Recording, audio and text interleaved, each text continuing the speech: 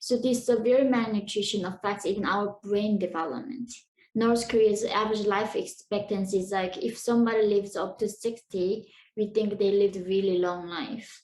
Like my grandmother who died from almost like malnutrition before her 60, everybody thought like, oh, she lived long enough to do that. So it is a different planet we are talking about.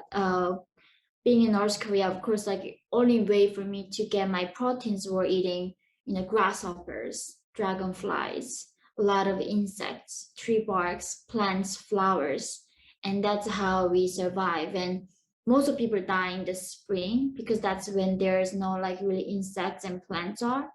And that's where every spring there's most of people dying and majority of people dying that time. Yes, and you said that for you and for the people around you, spring wasn't a time of hope and renewal, but the Mhm. absolute worst time of the year.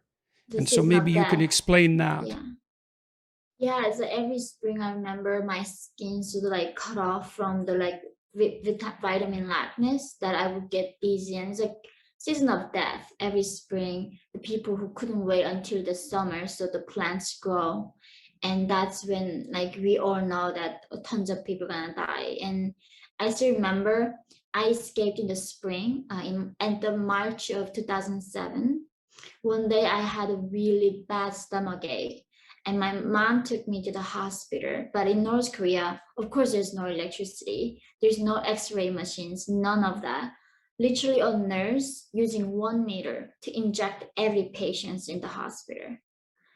And people don't die from cancer in North Korea, they die from infection and hunger mostly. And the doctor literally told my mom that she has appendix. I think we gotta operate on her like right now in this afternoon. And they do not use anesthesia. It's a very like people don't use anesthesia in North Korea. So they would cut my belly open that afternoon, and I was fainting. And they said, "Oh, she just malnourished. She got an infection. She doesn't have any appendix." But and then they closed me back, and then it literally from our hospital to the bathroom, there were like piles of human bodies piled up. And you see children like chasing the rats, eating just rats eating human eyes first.